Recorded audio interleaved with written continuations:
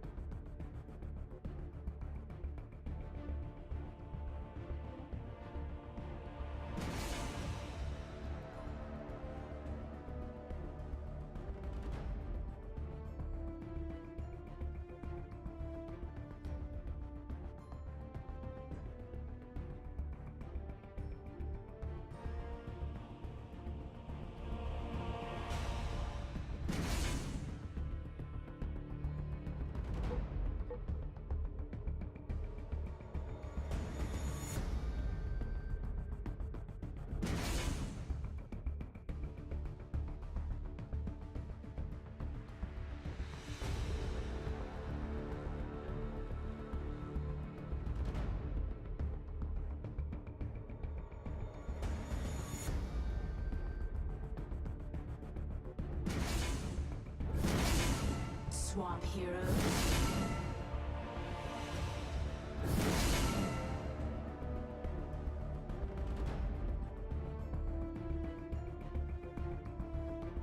Prepare for battle.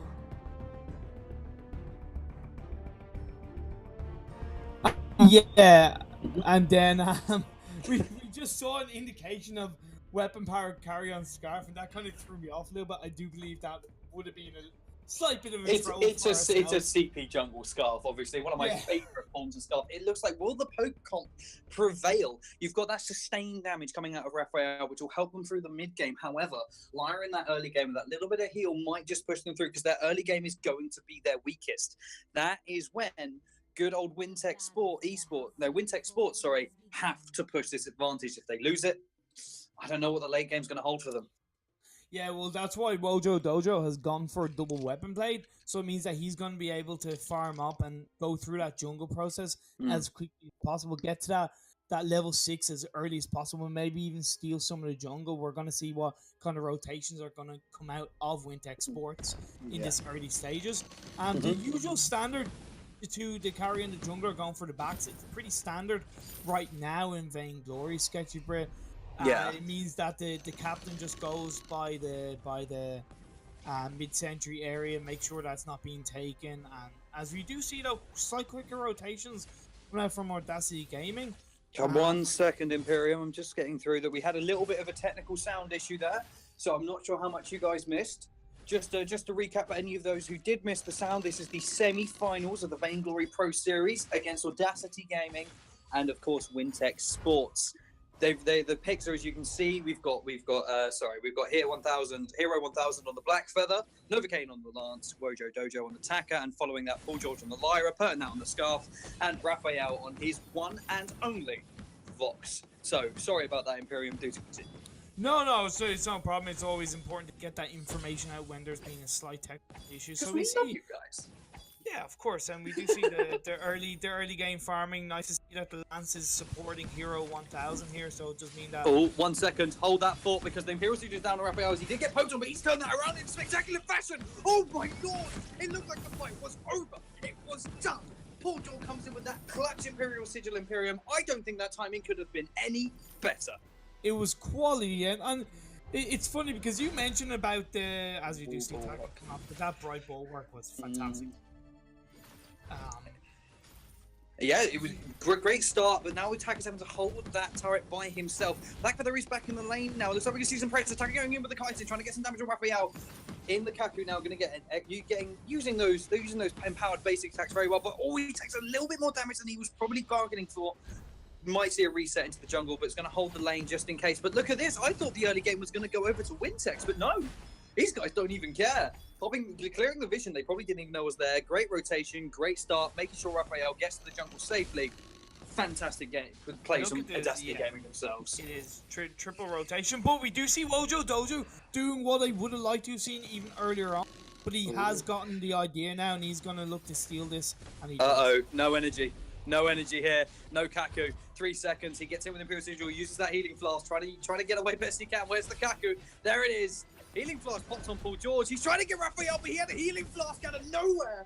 Wojo Dojo almost falling. Like you were saying, maybe went a little bit too late to the banks, but you know he's still got one of them healing treants, so he can't complain. No, of course, and that's the thing. Like I know he had to go to lane to initially hold the minions for until the Black Feather came up, but the second that bit of pressure from Audacity Gaming, Wojo Dojo should have gone, okay, the Scarf is up there, I'm gonna go around and steal the backs. But either way, he saw the light and he did do what he had to do. But you were talking about no fear, just flight from the Vox. He hasn't got Book of Eulogies. He's gone straight Sour Blade already. There's Raphael. 4 minutes into this match. Oh, but 1 second. Hero got hit with the goop. No follow up though. So, but anyway, yeah. The Sora Blade. It's just no boots. Just damage. I don't care. Like, it's essentially. Like I said it last stream. It's me just without the just with technical skill. Sorry. Oh, hold that thought because Lance is definitely going down here. But he did get a fantastic impale. They're going to try and follow up the fight. Are they mad? They decide to disengage. Very good thought. Wojo Dojo trying to do some damage on Pertinet. Does get some nice damage in with the Kaiten, but with no Expressu. They don't have that engage. I mean, was I wrong with the early aggression that I thought they should have had? I mean, they have the early game, right? But they've lost it, in my opinion, now. Or am I wrong? Am I stupidly wrong? No, you're dead right, Sketchy. But when you have the Lyra and you have a Vox that is literally just going damage, it's really hard to stop that because Lance is quite immobile. He's got the impale, but once he gets that impale, he's kind of exposed.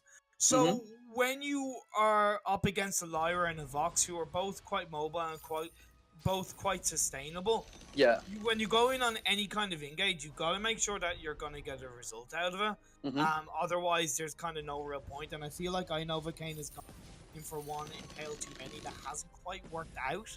And has left the rest of his team just a little bit exposed. But it's still early days. It's only 5 minutes into the match. Wojo Dojo on the Taka, he hasn't got the aftershock. Once he gets the aftershock, I really feel that's going to be his power spike to go up and try and gank in lane and get the job done for. It doesn't look like he's building aftershock though. If you look, it looks like he's just going for the Shadow Glass. So I don't think he'll be going for Dragon's Eye, but it does look like he's going for that Shadow Glass. Yeah, not a bad late game strategy. They have lost the early game, so aftershock may not be as powerful. That's true, and with the double weapon blade, it does mean that he's still going to be able to farm up. Well, at least when he gets a chance to get his minions, because right now the rotations coming out from Audacity Gaming Sketchy have been really on point, because 2 times in a row they've gotten the fronts of Wintex Sports, and that shows textbook. It shows how clued in to the game they are and to the match, that they know the rotations. Gank in lane, there's another rotation move, but Taka's gone in with an amazing egg threat to start half helping him. Impale misses though, and he's gone in round with the Kaku. That's perfect, that's exactly what they needed to do, but they're on the defensive now, because Blackfeather took a lot of unnecessary damage. Vox trying to try and get some hits right now. And Hero's gone in, but he's gone back out with the Rose Fencing. Great, but nice impale coming in. Here goes the aggressive. That's Scott going down.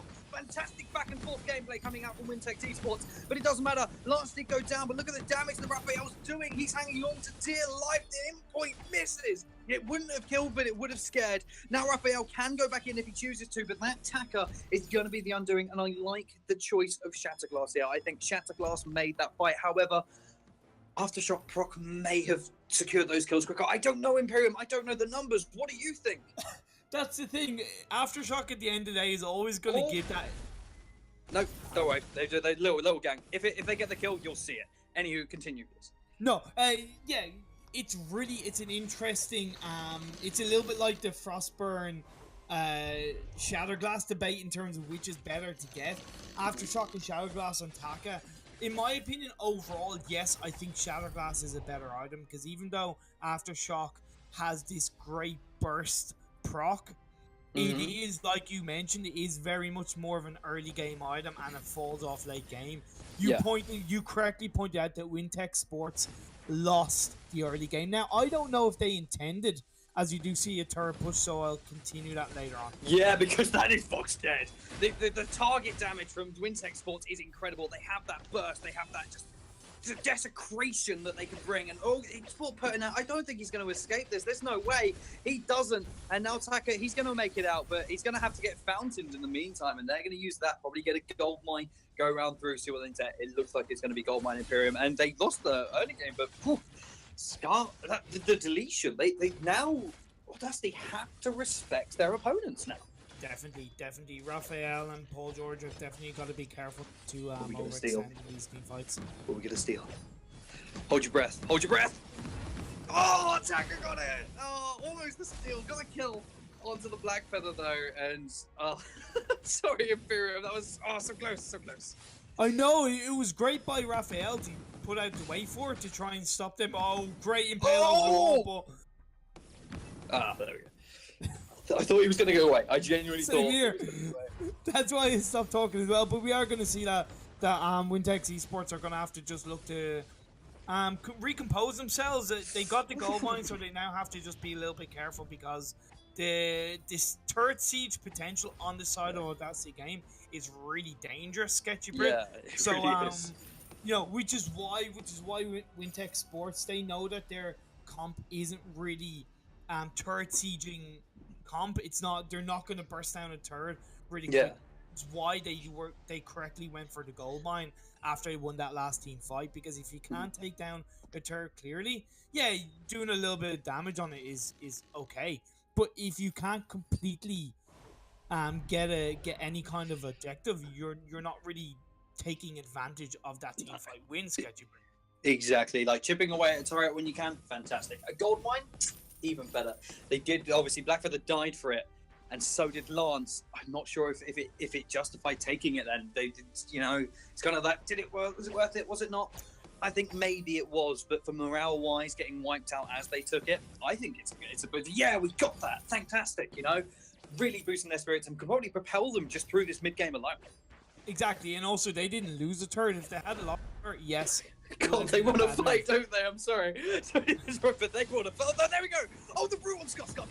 Scott is dead no matter what. Wait for it comes through, and that's a nice double silence on Blackfeather and Lance. Fountain comes across, just keep them alive. They are backing off fast. Tack's going to dive the turret. Massive extra damage. Healing Flask is pulled out, but they're going to dive this tower. Blackfeather's diving this tower, and I'm going to see if they can pull this off. Hero pops a Healing Flask as well, and just Scarf caught out of position, destroyed down.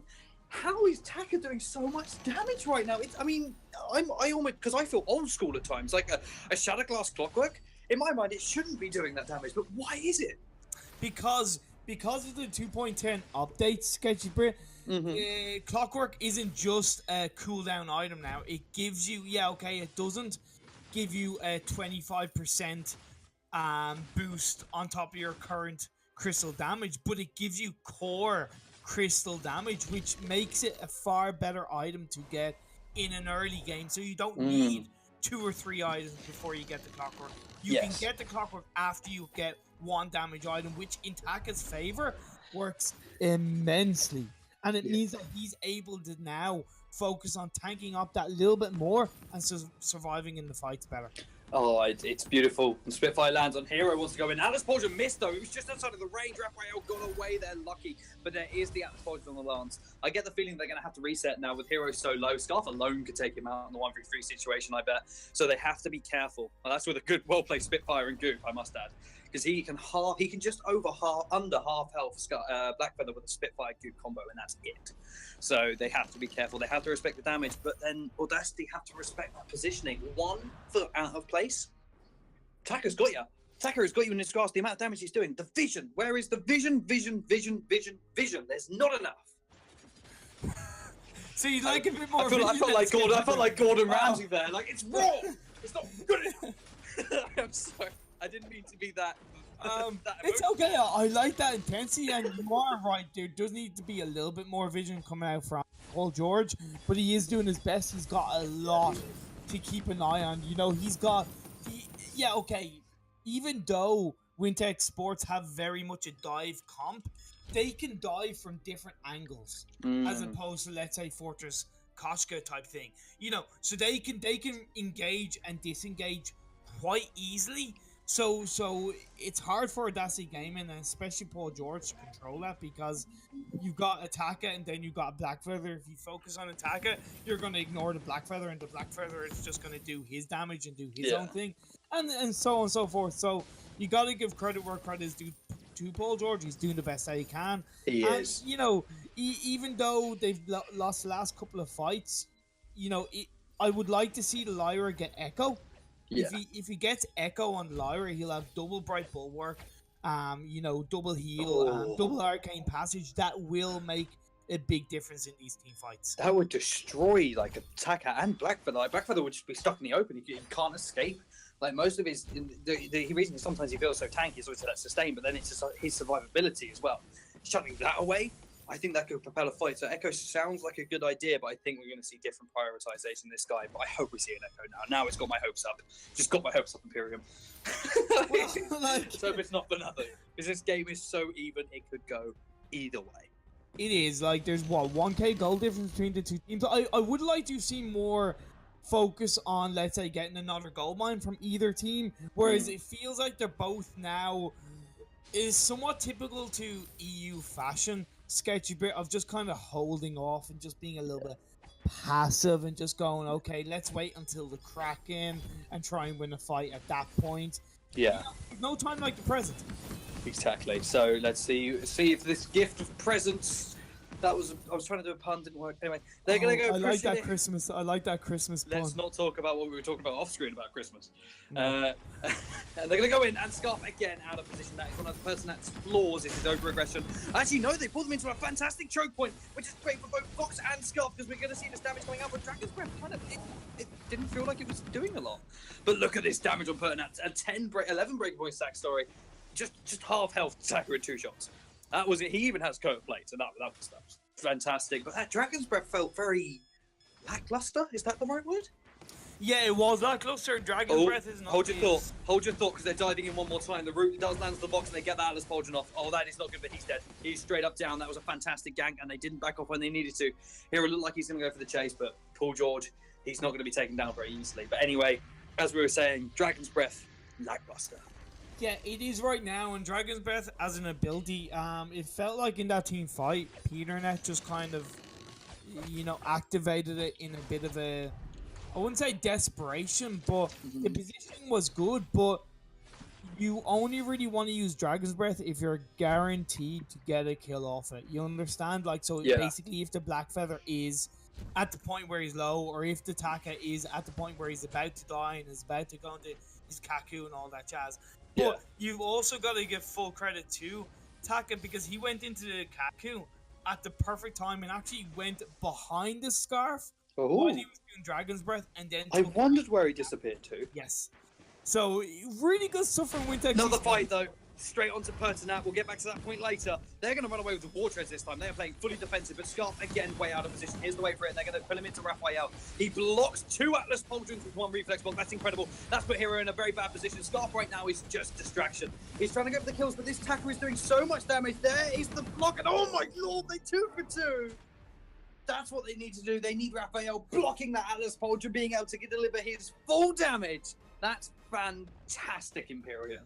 But look at it, a team and a fight and a match is when the only 2 members standing on the both teams are supports. That is perfect. It shows the focus between these players, between the Vox, between the Scarf, between the Attacker, between the Black Feather. They are literally going ham on each other. They don't care about the enemy support. It's like, I'm gunning for you, mate.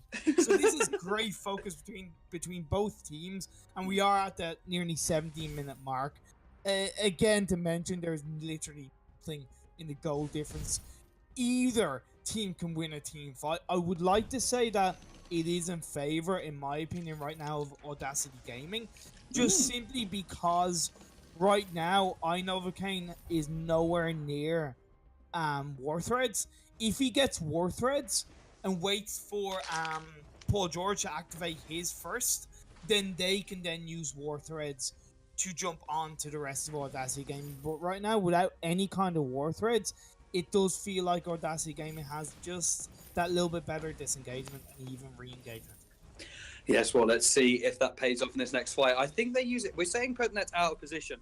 I think they're using him as more of a bait and switch, He always pulls them into Raphael, which is a good strategy, but it's extremely risky, and in my opinion, kind of hasn't paid off in a way. Like, he's distracted them very well. He's been doing great things, but you're baiting a dive comp to dive. You're baiting them to do their strongest thing. Yeah. Which is it feels off to me, but they are pulling it off quite well. So I can't wait to see if they're going to pull another strategy out of the bag and see what comes out of that. Yeah, and one thing that I do think is personally I wouldn't have done myself, but I don't agree with triple Atlas on the side of Wintex Sports. Really? Why not? Yeah, because Atlas isn't quite as damaging or quite as protective, should I say, as it has been in previous patches. I get the double Atlas in terms of 2 members, but you got to think Taka's focus is and should be Scarf, right? Yeah. So I get it with weapon power defense, but just get the metal jacket. Give yourself just that little bit more. To counter that argument, I will bring up a point, if you don't mind, good sir. The problem is, on this team, they are relying on Pertinat. Pertinat pulled them through the last few fights and almost won a couple of them. So to shut him down, the only way they're shutting him down, as you saw in the fight before last, was hitting him with an Atlas. That is the only way they can secure a 1 fight. So with attack, also having that's Atlas, true. it puts the odds ever in their favor. Three fingers. That is, yeah, that's There's a reference. that is true. But we do see that little bit more pressure coming out from Audacity Gaming sketchy bit. But now the Black Feather is up. So Impale! Scarf blocks it though. Oh, they wanted to go in, but they didn't quite get it. Boots being used on attack, and they have to engage now. That's it, and they've gone for the Scarf. The explosion does land, but Vox is so far away, it doesn't even matter. Wait for it, comes through, and he is starting to build stacks. 9, 10. He's doing great, and they've got them into the choke, so it's even worse. They're trying to boot away. I don't know what kind of boots we use there, but Scarf's Dragon's Breath doesn't it? Just pushes these team forwards there, using that speed boost to their advantage. They're trying to catch up best they can, but they're baiting them back into the Crystal Sentry. Here we go, we might see a turnaround, but no, looks like Hero Maker. Oh my lord. So the Atlas helped, but they got pulled back again. This time they used the dive against them, pulling them into that choke to do massive damage. Fantastic play. They pulled out a different strategy. it was all about the positioning between, mainly from Audacity Gaming, where they disengage. Okay, because when Wintex Sports eventually engaged, Audacity Gaming were essentially by the 2 lower minions at the bottom.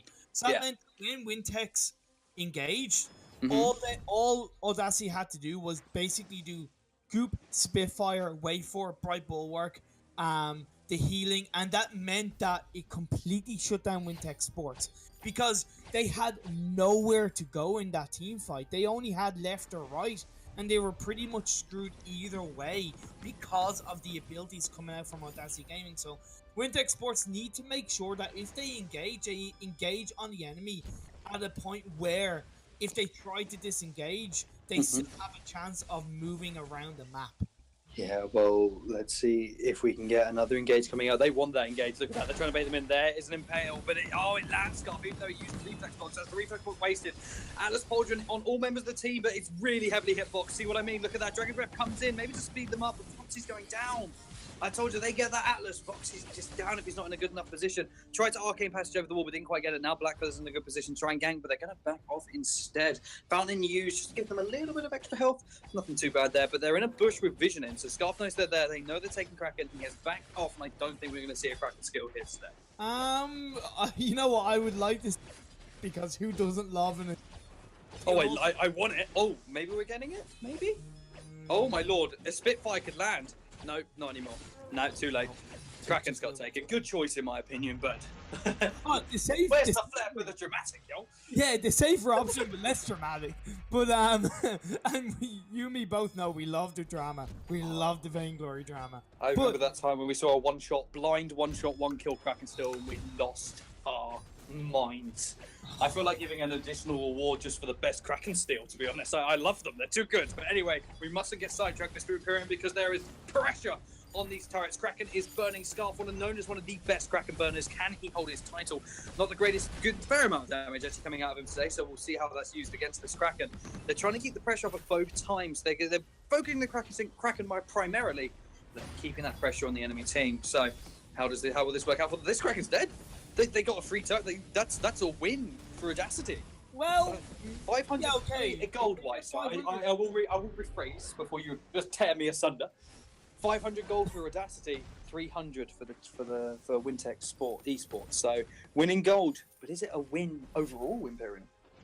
I do think it's a win overall for Wintex Sports. They took the Kraken at the end of the day. You know, no, because they won the team fight and they got the Kraken. Yeah, okay, they did. Talking about team fight, their war treads have been used, but the snare. Oh my lord, it was just like a and they just went down. Taka taking way too much damage right now. Kaku up in 4 seconds. Will he be able to get it off? But Vox still pauldroned.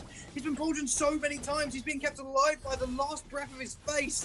And Blackfeather's so low, but Scarf super low on energy. But look at his damage fighting around the Crystal Sentry. Taka's going to survive. Lance isn't.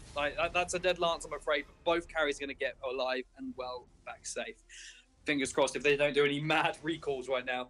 Yep, they're gonna get right back to safety. They are not going to throw this game by any means, shape, or form. So well done to them. Great retreat, but a great positioning again coming out from Audacity. Yeah, it is. It's good stuff. They did right to Oh, hold on, hold the bus. Taka don't care. Taka don't care. But he should care. Oh my lord, he should. Oh, Pertinet's choking. Boots. Pertinet's choking. He did, and that's a death. Oh my lord, Taka's going in. Taka doesn't care. Mr. Atlas Pauldron not going to be able to catch up to Lyra today. Oh, that... I didn't see that coming. Oh, Wardreads! He's going in again. He wants that ace. He's got 5 seconds. Can he get it? Oh, Wardreads he used. They're not going to get the ace. Hero, just, wow. I But thought Raphael was the aggressive one. The Wintex is like, nah, we aggressive. But yeah, let's just go back because that was a little bit of a mishmash. One little team fight. I want to go back. I want to go back to that Kraken and the Kraken push because you kind of question whether it's a positive for Wintex Esports. I said it was definitely a positive, but they could have made it more of a positive, and it would have led to even a possibly the straight up win fight in the next team fight. Because the second the first turret went down from the Kraken, Wintex should have focused on the Crystal Sentry because they would have taken down the Crystal Sentry safely, and it would have left Audacity more exposed because we saw in the team fight after, Audacity retreated to the Crystal Sentry, and it pretty much saved them not getting aced. Yeah. Or saved them from getting aced. So, Wintex Esports should have looked at, okay, we have a comp that is never going to siege turrets easily. We got the Kraken. Yeah. Let's focus on the Crystal Sentry, and let's take objectives that we know can be to our advantage in a future team fight, Sketchy Brick. Talking about the objectives, Utaka's sitting on a scout trap on the objective there. Just like in full view. Didn't even know. Like, GG. Anyway, they're trying to get some pokes in right now, but they're going to push the lane instead. Not risky at all, because there's nowhere they're going to really want to come up and challenge that right now. Going to come in a safe angle. There it is. They've got their opportunity. Oh, but look at this. Scarf went underneath. He's way out of the fight. This is not great positioning. They're going to regroup at the Crystal Sentry again. They're using the Crystal Sentry. And there we go. The Pauldron wasn't blocked. He's always been so good at blocking those. What's happening today? Maybe there's some lag. But it looks like we're going to see the Dragon Breath, but there's going to be so many weird angles. He's not going to be very effective with it. And my lord, looks like Wintex are gearing themselves up to take the first point of this game.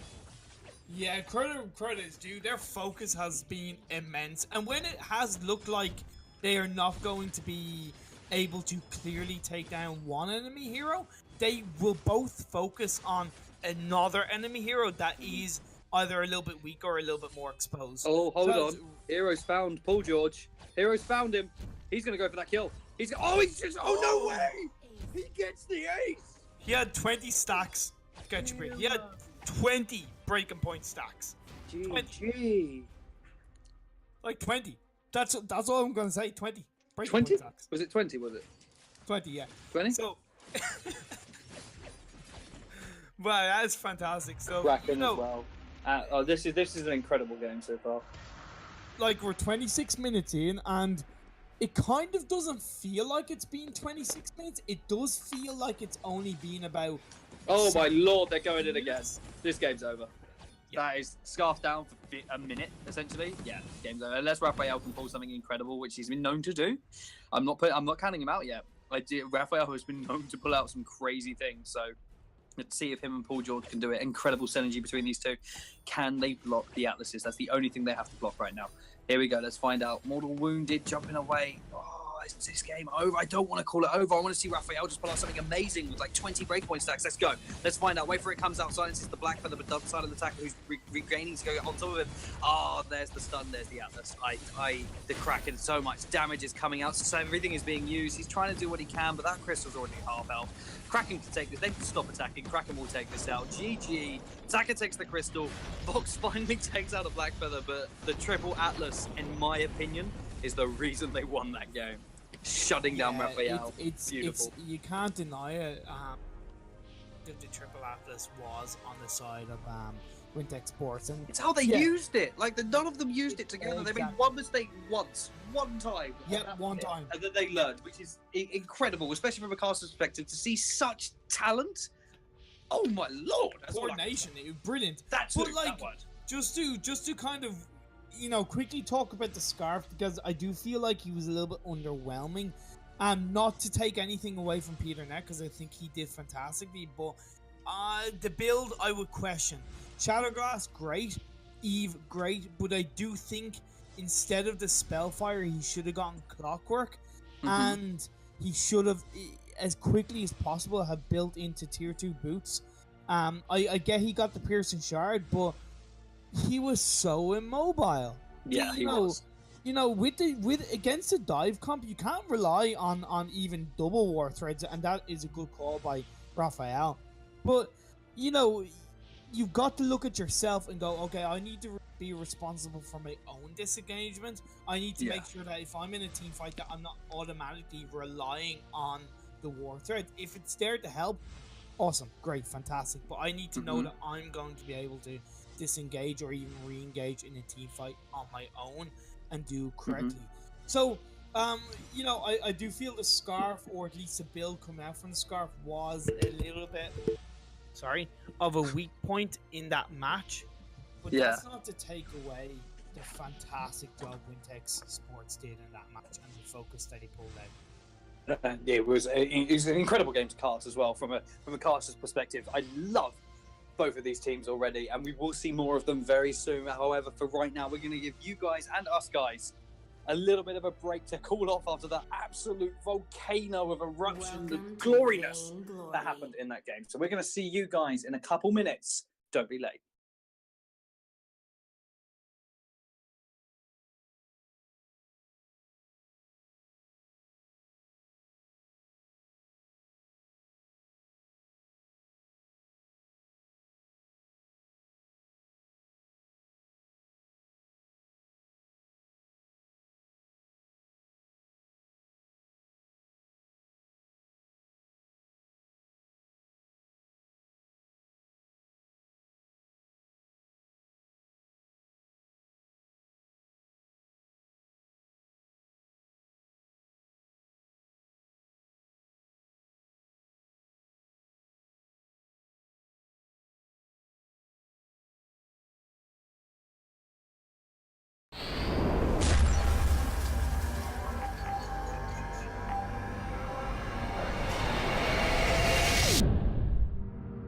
What is Vainglory Pro Series?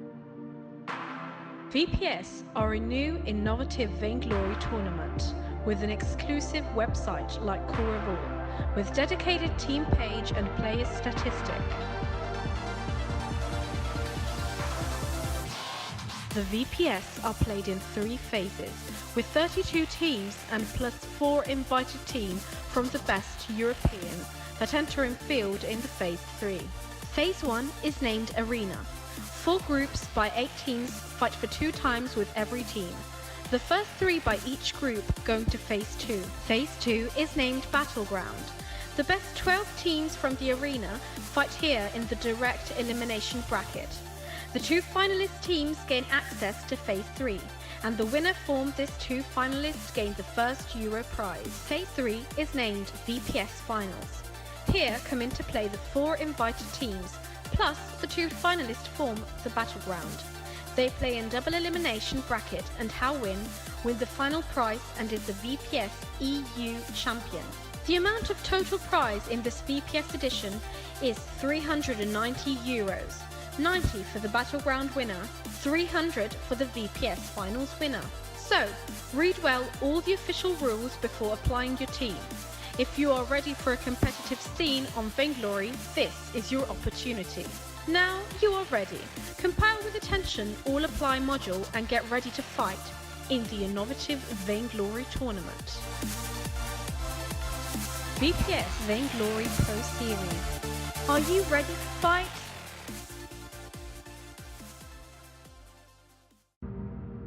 What is Vainglory Pro Series? VPS are a new, innovative Vainglory tournament with an exclusive website like Core of All, with dedicated team page and player statistic. The VPS are played in 3 phases, with 32 teams and plus 4 invited teams from the best European that enter in field in the Phase 3. Phase 1 is named Arena. 4 groups by 8 teams fight for 2 times with every team. The first 3 by each group going to Phase 2. Phase 2 is named Battleground.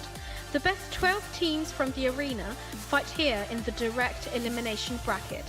The 2 finalist teams gain access to Phase 3, and the winner formed this 2 finalists gain the first Euro prize. Phase 3 is named VPS Finals. Here come into play the 4 invited teams, plus the 2 finalists form the Battleground. They play in double elimination bracket, and how win the final prize and is the VPS EU champion. The amount of total prize in this VPS edition is €390, 90 for the Battleground winner, 300 for the VPS finals winner. So, read well all the official rules before applying your team. If you are ready for a competitive scene on Vainglory, this is your opportunity. Now you are ready. Compile with attention all apply module and get ready to fight in the innovative Vainglory tournament. VPS Vainglory Pro Series. Are you ready to fight?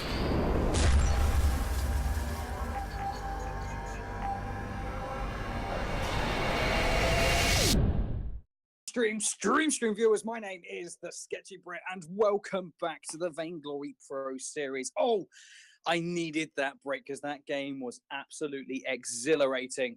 To talk more about that and for what's coming up next is the one and only Imperium. Imperium, these semi-finals have been going amazing. That's how you debut. Yeah, I had to go get myself a towel, Sketchy Brit, because the sweat coming out of me from casting that, the hype involved, Disgusting. the intensity. The temperature of my room has gone up 27 million degrees. It was that hype and that intense.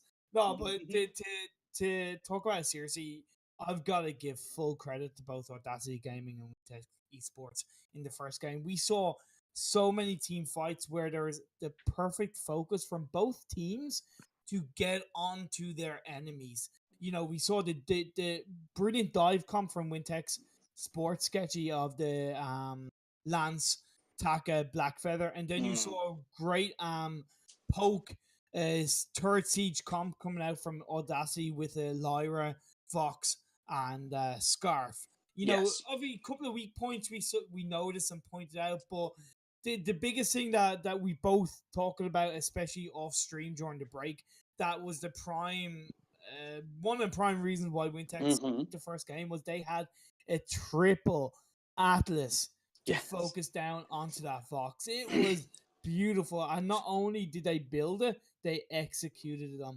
perfectly. There was only one team fight that we out where it was both Atlases were blocked in one go, and which is really good stuff from Raphael. So look, coming into his second game, because I don't want to focus too much on the first game because that was hype and it was amazing, but that was the past. This is the present, and we have game 2, Sketchy Brit. What would you like to kind of see, or what do you expect to see coming out from both teams just before we go into draft? Doesn't even matter what I want. Doesn't even matter. Do you know why? Because everyone is ready. I'm ready. Let's see if Wintex can keep that coordination, and let's see what Audacity can pull out of the bag. So, Mr. Producer Man, without further ado, let's go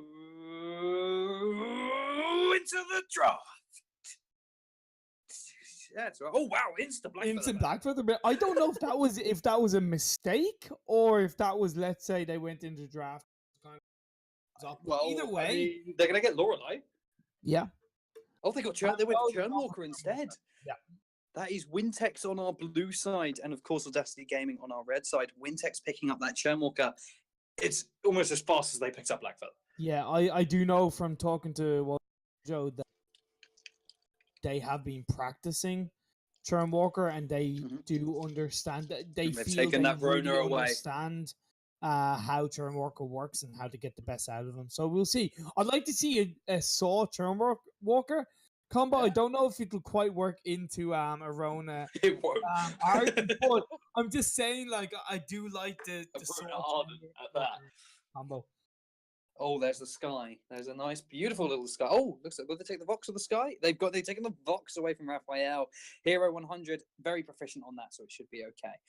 One of his three top picked heroes is Vox. So they took the Rona away from the Churnwalker. Good move. But they picked that Vox into the Rona, which is a good kiting. But Rona she struggles a little bit against kiters, but not enough to really have the biggest of impacts in this game, especially with Arden making up for it. Oh, Rhyme though, that's gonna hurt them. That is going to hurt them. Yeah, but Rhyme did get a slight bit of a nerf or adjustment in the way he works in the 2.10 patch. So instead of his crystal damage I say CP actually being higher, as we look to see what the last pick is going to be, a Sky would be a good choice, definitely. Lane Rona, Jungle Sky, obviously. Yeah, it's gonna come late game or even mid to late game once that Sky gets 1-2 items and once Arona gets Serpent's Mask Breaking Point. Mixed with the Gauntlet, it's gonna be quite hard for I feel Wintex Sports to control it. But we'll see. They won the first game, and I think they did a little bit surprised us at how well they focus onto the enemy team. And this is a Yeah. game where they are gonna have to focus on the Vox more so than the Rhyme because Rhyme is Yeah. really tanky. Because as I mentioned, as I started to mention, he got a bit of a change in 2.10 patch where instead of his crystal damage being very high on his Winter Spires, Yeah. his damage has been lowered, but his fortified health from hitting a Winter Spire has gone up. So it's more that he's a tankier frontline jungler rather than an all-out damage dealer. Wipe your entire team. Exactly. So this is gonna be really interesting. We do see Hero this game going double weapon blade. He has gone for the Book of Eulogies Swift Shooter. That's gonna, I suppose, just give him that little bit more confidence to be both sustainable and CS in lane, which means that he's gonna potentially be able to pick up his items a little bit quicker than, let's say, if he was on double weapon. Yeah, exactly. So not a bad idea. Good start. But look at this jungle rotation coming out. Raphael and putting that way quicker thanks to that Sky, and have already started the Elder Tree before those guys have even, it was walking towards it before they'd even got to their mid camp. So they do secure that first, going over to Pertinat. Great rotation. Audacity showing just small passive dominance in this early game. Yeah, but I do believe, was it Audacity Gaming that got the first Crystal Century last game? I can't remember off the top of my head, unfortunately. I'm sure someone in the chat will tell us how stupid we are for forgetting, so please do feel free. But we do see that this is what I like to hear, because this is what I like to see, should I say, Sketchy Brip. Getting on the early aggressiveness onto the Rhyme means it makes it a lot harder for him to Oh, she got hook and chain though, and she got rooted. That's Sky She, not putting that She. I apologize. I apologize. Nice Vanguard saved the life though, but look at that damage on the Rhyme. Arden's going in. He gets to the first blood. Because why not, right? Who cares? Hook and one chain, punch, one kill, great buddy. passive damage though. Look at this. It's great. I mean, Sky's going to win this fight, but or maybe not. Healing Flask being used here gets taken out by the Churnwalker. I caster cursed her. That's just pure caster's curse. Oh, I apologize. I apologize, Burton. I just cursed you. It's cool. But they're going to get that healing tree in as a win. So 1-for-1 trade, but Wintex coming out above because healing tree in my opinion. I think, you know what I think that is, Sketch, bro? I think the captains got a little bit jealous of the focus that we made onto the damage that was coming out in the last game. They're going, no, we're able to kill. Shit, anything the carries can do, we can do better. So there. Who cares? Bring it on, yo. Exactly, no, but that is really good stuff from both teams. We did see, as pointed out, Audacity Gaming going for that early engage onto the Rhyme. But one thing when you're against the Rhyme, Sketchy Brit, is you just cannot let yourself get pulled in. If you get pulled in with that route, with the Winter Spire, even with a Sky that is very mobile, it's really hard to get away from that. Oh, well, look at this. They're going in again in the bottom left-hand side of this jungle here. They kind of traded damage somewhat equally. Pertinat came up above on that one. Paul George didn't even need to use a Vanguard, so that kind of shows you how well she was keeping her distance. So good plays there. Didn't know where the Churnwalker was, and that Churnwalker, I think, is going to be the deciding factor in these fights. They've kind of held their own in the early game, but if a Churnwalker gets a good hook on that Sky, it could spell GG for her. Yeah, and I think the focus so far in this game, in the early 3.5 minute stage, Sketchy, has actually been from the jungle, because we've seen more aggressiveness.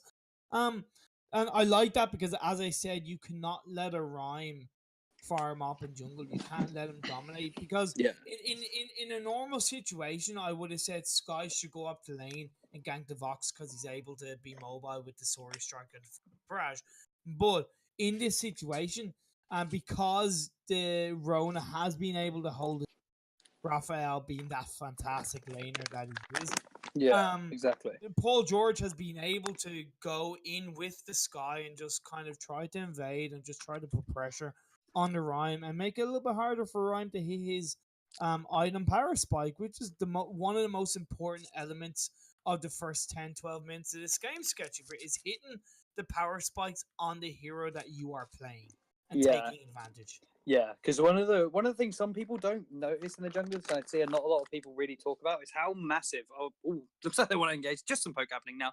Is how massive the smallest of CS differences is. I'll hold that thought though about CS differences because the fight is happening and there was a fantastic pull in there, putting out already half health. But look at this red mist in the middle of them all. Great damage, but they're focusing the roam right now. I'm seeing Novakin taking a lot of damage, not really getting the carries. Nice red mist in the middle and Hero way out of position, but no one's really there to fall on him. Sky tries to do what she can, but not really much on there. Healing fast pops on Perkin to keep himself alive. And nice forward barrage. They come in to protect, but there's a fantastic torment to pull them in. Novakin has to back off, and that's going to allow these guys to really step in their game. But good old Rhyme's doing an absolutely massive amount of damage. Paul George almost taking out Novakin. Look how much, look at that health. If I could see the numbers, if I had my tablet right now, I would call them out to you, but I don't. And Novakin must have survived on an absolute thin hair of health. That was so lucky. It's so beautiful. It's just like, but you don't know which team is going to win these team fights, and it's the pinnacle of this is somewhat the pinnacle of semi-pro Vainglory plays when both teams are at the stage where they they are going in for a team fight, and I'm sure they don't even know if they're going to win, but they're not afraid to go for it. Exactly.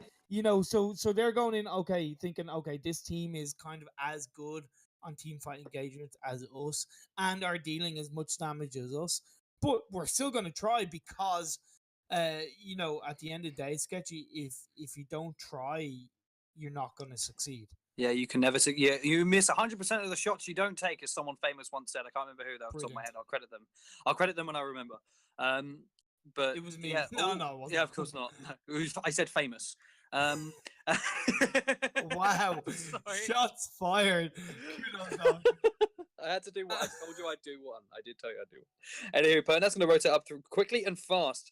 And he's going to try and hold this lane, but there's a nice hook and chain onto Pertnet by the looks of things. Maybe not. No, it is. I wonder when the trespass is going to come across, try and pull him in. Looks like the hook's been broken, though. And Novakin's just getting so much health back. Did pop the fountain. That's probably why.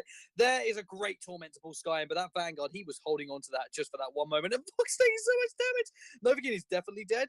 However, let's see who comes next. Dojo handing a Valkyrie onto Pertnet. Gets healed a little bit late there from the fountain, but it doesn't really matter at this stage. Healing Flask pops on the Vox. Full Bride cutting off their escape there.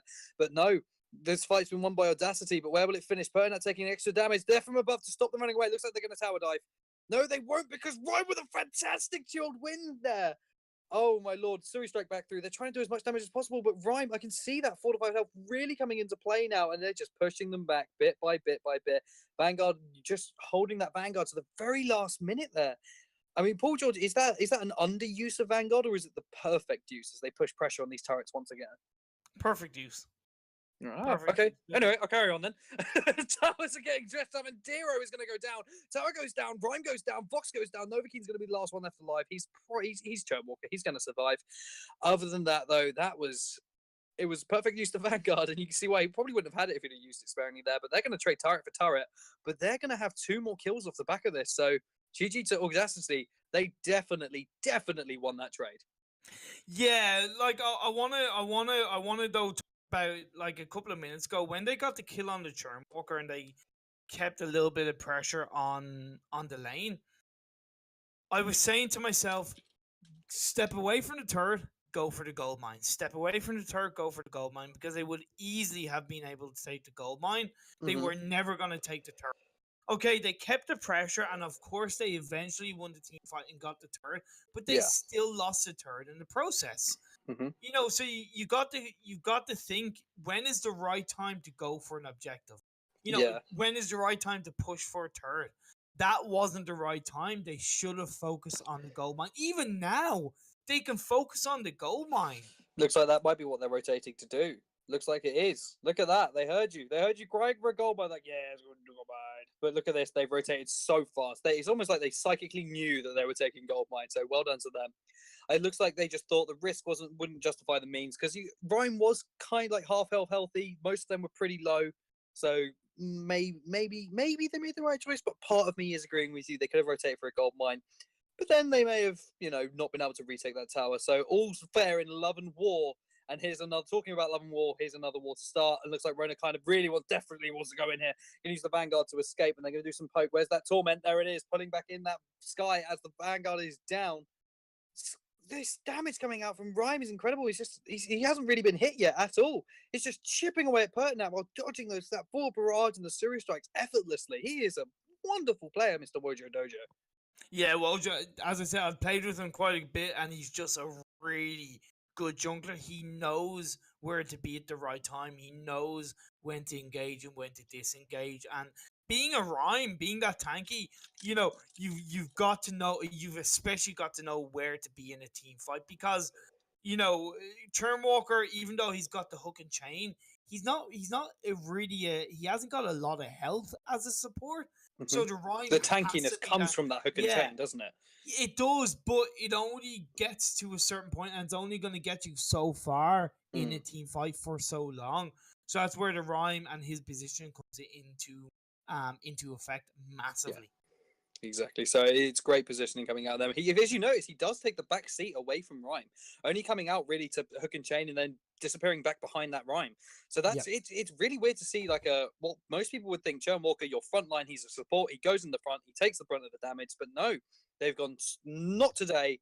Rhyme is our front. Look at that. Even swapping back when he sees them, just like Wojo Dojo, just take a little bit of that forward barrage. The play is masterful from these guys.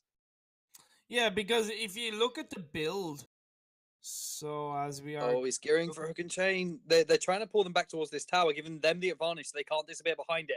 Fantastic, with Sky dips through, but takes the brunt of the Valkyrie. Gets killed, but the wait for it. A little bit of resonance, but here comes Raphael. Look how great the positioning is here. Vox, the Churnwalker's down, sorry, not Vox, but Vox is kiting flawlessly. But he can't. Now, Paul George is going to have to sacrifice himself for Rona, but decides to leave it. No, he goes back. I thought we'd see a late minute Vanguard.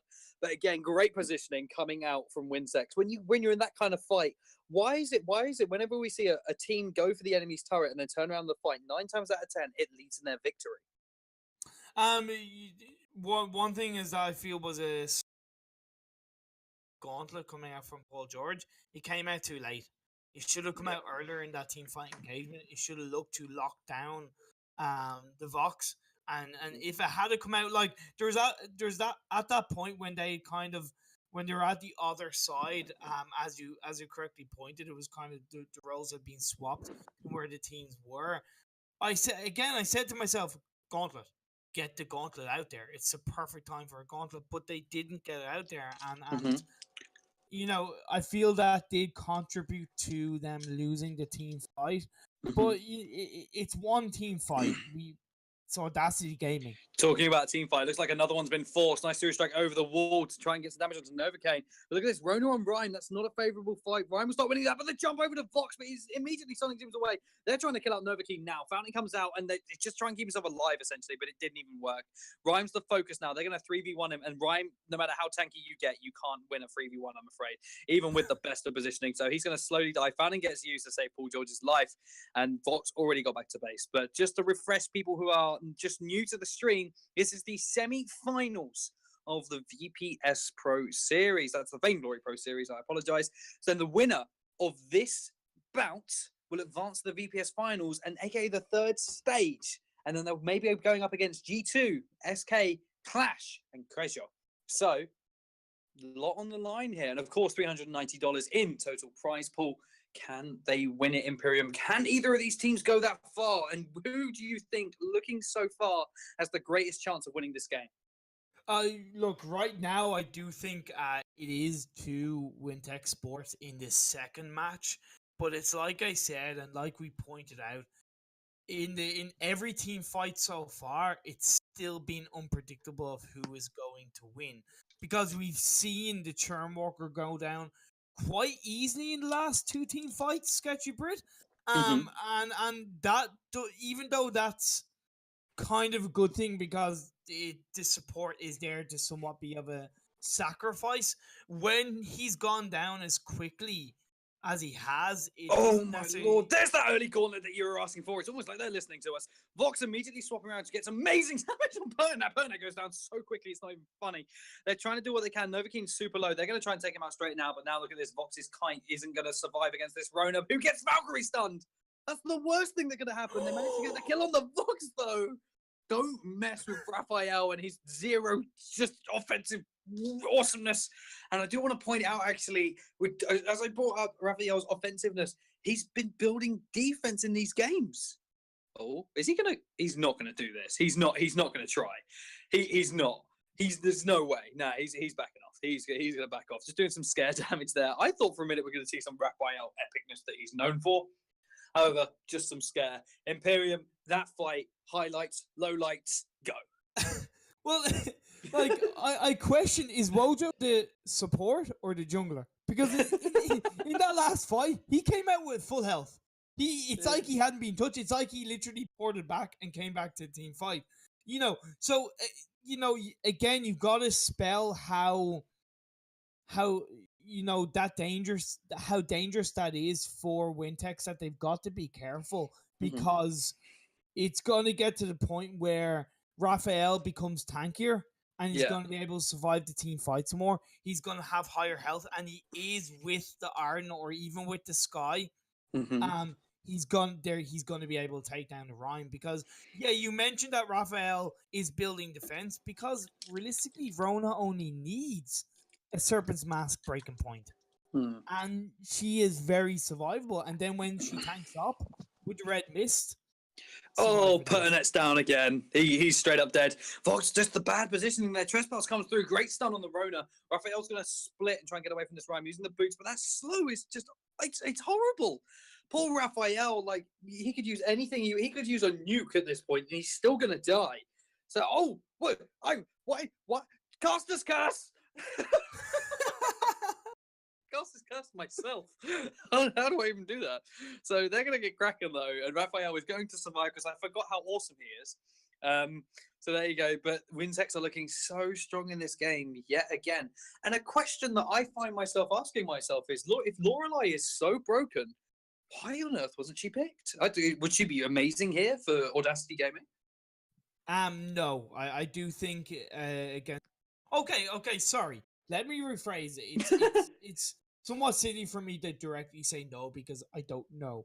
Overall, I think she wouldn't be better, because you do need a somewhat of a fine tank against the Vox and against even a Rhyme. You need that more from tank. And Arden Arden is giving that. I meant Lorelei is a CP carry, sorry. Hold that thought, though, as the attacks come in. Trespass wasn't blocked, but it was so close. It was so tangible. Vox just allowing to do some great damage, and Novakin seems to be their target in these fights. He just seems to take the brunt of the damage, which is not great for a guy who heals whenever they damage you. So if he's got that hook and chain, but oh my lord, an amazing red mist followed up by a fantastic Vanguard there. That was incredible. Vox is dead. There's no way. Don't tell me I just cast a curse. Can you cast a curse again? Dead. Will you stop? Oh, he's dead. He's dead. There we go. No cast a curse. That's good.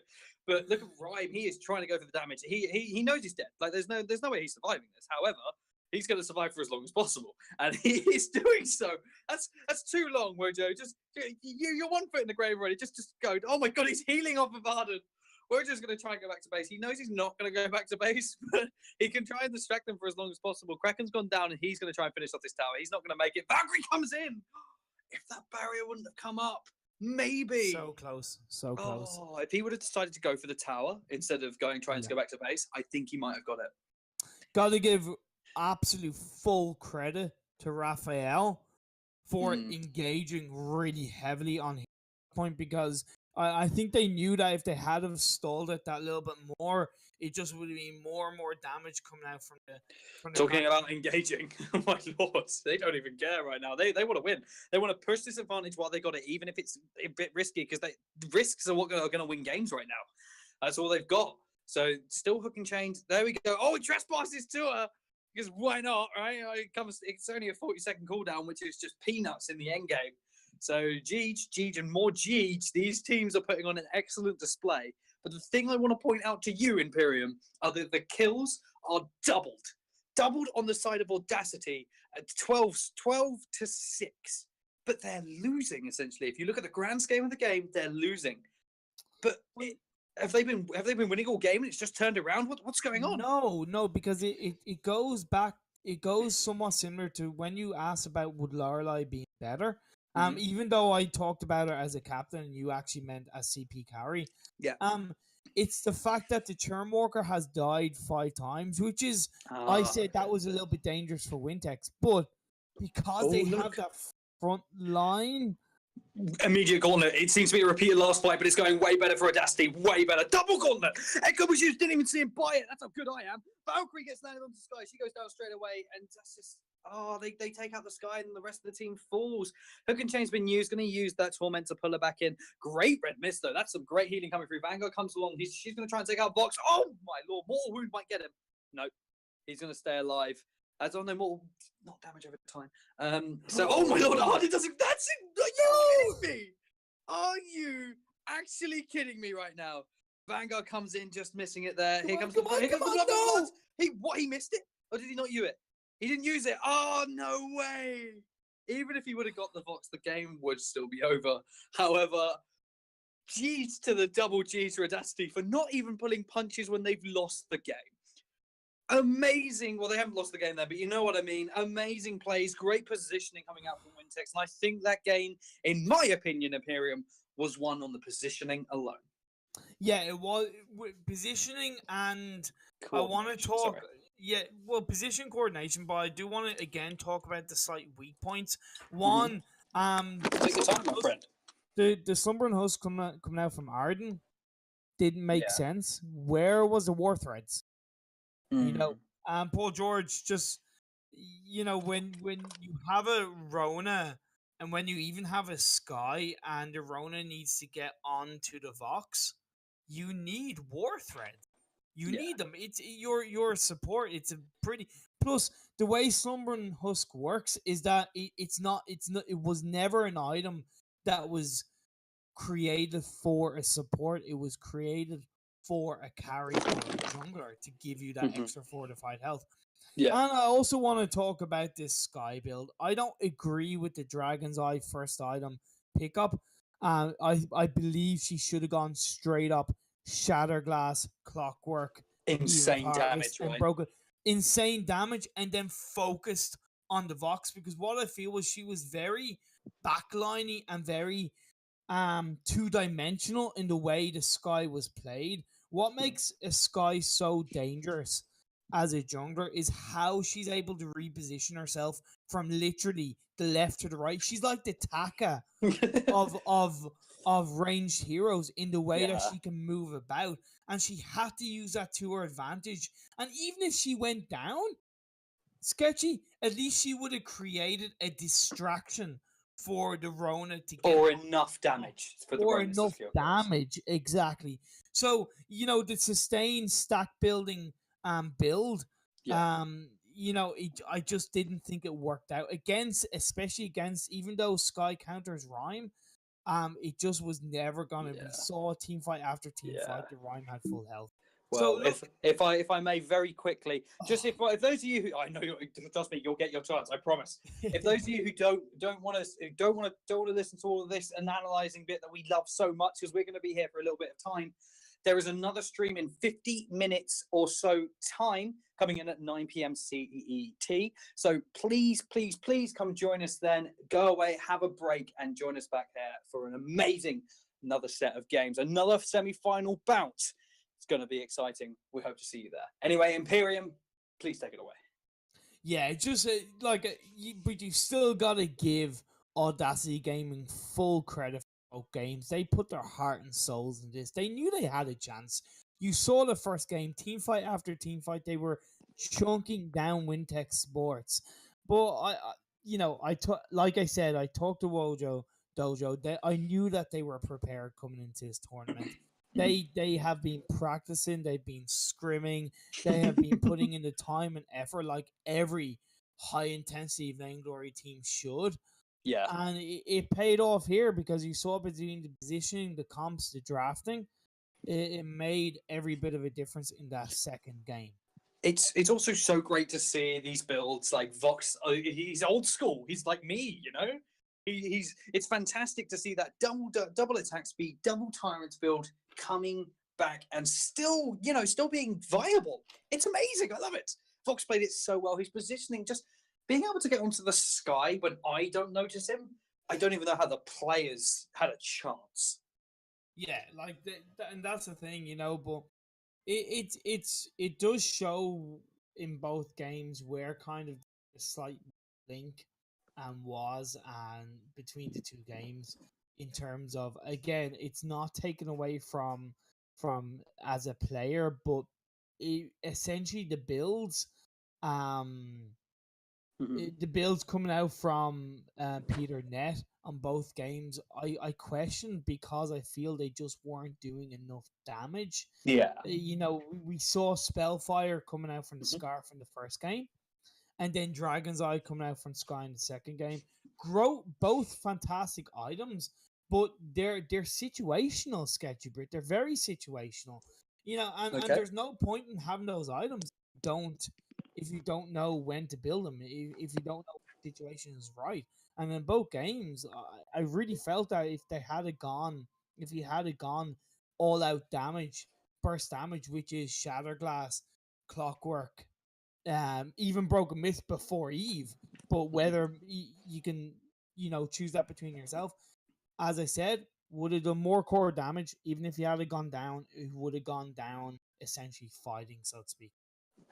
Yeah, and we're talking about going down fighting. The players played exceptionally well, and they all deserve one hell of a pat on the back. But if I piqued your interest earlier with telling you there's another stream in 50 minutes with some amazing games lined up, well, you wait until you hear the roster. We have the one and only VG8 team, Space Station Gaming versus Dark Bringers. Oh, it's going to be amazing. Dark Bringers yesterday were on absolute fire. So if you want to see those games, turn back at 9 p.m. CET, and we'll see you guys there. And Imperium, any final words before we leave today? I just want to say, absolute pleasure to be casting Sketchy Bit. Really, 100% pleasure. I say that from the bottom of my Irish heart. Absolute pleasure to be casting with you. Yeah, had to put it in Irish. And also, I wanna give full shout out and credit to the guys in VPS. They have been working their absolute asses off to do the best job they can. We're allowed one stream. Sorry, we're allowed one stream. Good.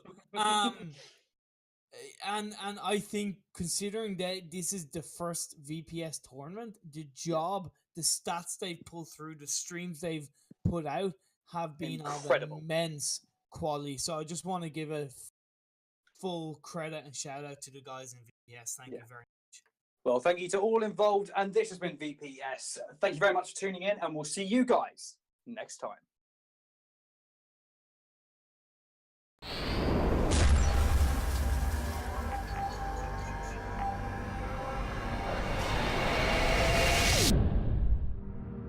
What is Vainglory Pro Series? VPS are a new, innovative Vainglory tournament with an exclusive website like Core of All, with dedicated team page and player statistic. The VPS are played in 3 phases, with 32 teams and plus 4 invited teams from the best Europeans that enter in field in the Phase 3. Phase 1 is named Arena. 4 groups by 8 teams fight for 2 times with every team. The first 3 by each group going to Phase 2. Phase 2 is named Battleground. The best 12 teams from the Arena fight here in the direct elimination bracket. The 2 finalist teams gain access to Phase 3, and the winner formed this 2 finalists gain the first Euro prize. Phase 3 is named VPS Finals. Here come into play the 4 invited teams, plus the 2 finalists form the Battleground. They play in double elimination bracket, and how win the final prize and is the VPS EU champion. The amount of total prize in this VPS edition is €390, 90 for the Battleground winner, 300 for the VPS Finals winner. So, read well all the official rules before applying your team. If you are ready for a competitive scene on Vainglory, this is your opportunity. Now you are ready. Compile with attention all apply module and get ready to fight in the innovative Vainglory tournament. VPS Vainglory Pro Series. Are you ready to fight?